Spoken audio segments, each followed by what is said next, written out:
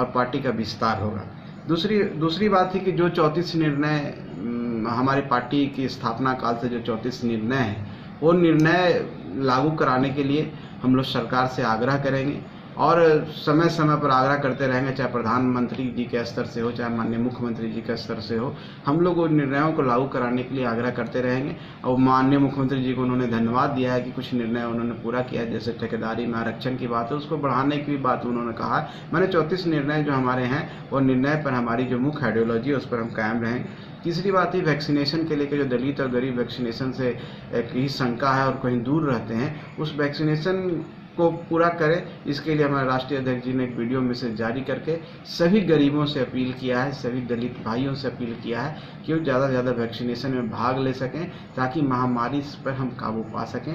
ये सब मुद्दे थे। बाकी संगठन स्तर पर हम अपने पार्टी को कैसे विस्तारित कर सकते हैं, संगठन स्तर पर कैसे हम अपने पार्टी को मजबूत कर सकते हैं, कैसे ज़्यादा से ज़्यादा सदस्य बना सकते हैं, इन सब बातों पर विचार हुआ।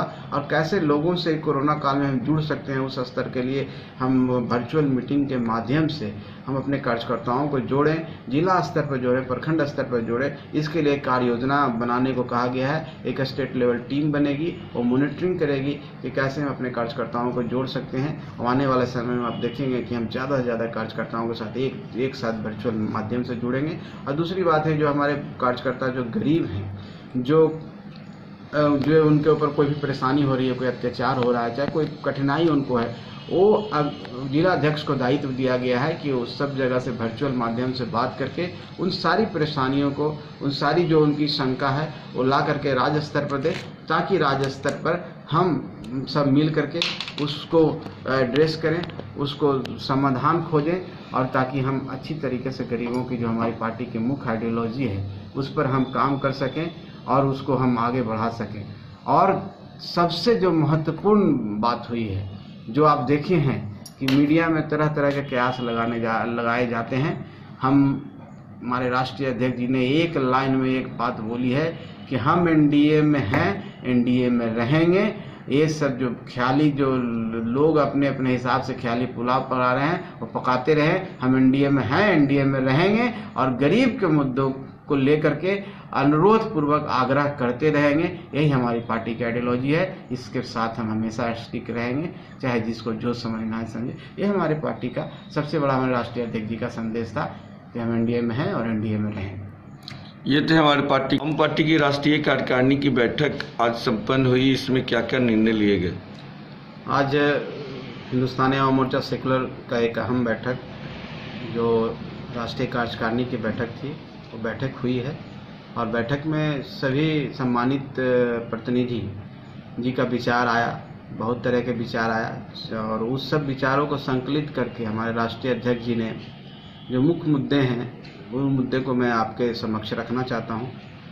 हमारे राष्ट्रीय अध्यक्ष जी ने कहा कि हम पेंशन जो हम अभी दे रहे हैं, वृद्धा पेंशन, उसको 1000 कर दिया जाए, ताकि गरीब जो हैं, मजदूर हैं, और खास करके कोरोना महामारी में जो परेशानी हो रही है, उनको परेशानी से वो बच सके। दूसरा बात है बेरोज़गारी की बात है। जाहिर सी बात है कि अब टीवी पर आप देखे होंगे कि 1 करोड़ लोग इस बार बेरोज़गार हो गए। जो सर्वे आया था, आर्थिक सर्वे, इकोनॉमिक सर्वे, उसमें हमारे राष्ट्रीय अध्यक्ष जी का कहना था कि हम बेरोज़गारी भत्ता 5000 रुपया दे, सरकार दे, जब तक ये कोरोना महामारी है, चाहे 1 साल तक हम बेरोज़गारी भत्ता दे सके।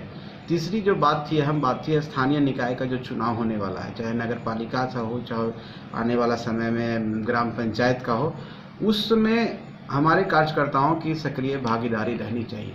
वो ग्राम पंचायत चुनाव हो, चाहे नगर निकाय चुनाव हो, उनकी सशक्त भूमिका होनी चाहिए और उसमें पार्टिसिपेट करें, जिससे क्या होगा कि पार्टी ग्राउंड स्तर पर मजबूत होगी और पार्टी का विस्तार होगा।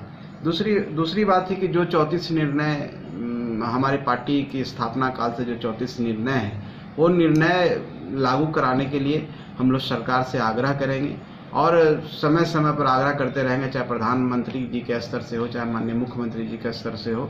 हम लोग उन निर्णयों को लागू कराने के लिए आग्रह करते रहेंगे। और माननीय मुख्यमंत्री जी को उन्होंने धन्यवाद दिया है कि कुछ निर्णय उन्होंने पूरा किया है, जैसे ठेकेदारी में आरक्षण की बात है, उसको बढ़ाने की भी बात उन्होंने कहा है। मैंने 34 निर्णय जो हमारे हैं, वो निर्णय पर हमारी जो मुख्य आइडियोलॉजी है उस पर हम कायम रहेंगे। तीसरी बात है वैक्सीनेशन के लेकर जो दलित और गरीब वैक्सीनेशन से एक ही शंका है और कहीं दूर रहते हैं, उस वैक्सीनेशन को पूरा करें। इसके लिए हमारे राष्ट्रीय अध्यक्ष जी ने एक वीडियो मैसेज जारी करके सभी गरीबों से अपील किया है, सभी दलित भाइयों से अपील किया है कि वो ज़्यादा से ज़्यादा वैक्सीनेशन में भाग ले सकें ताकि महामारी पर हम काबू पा सकें।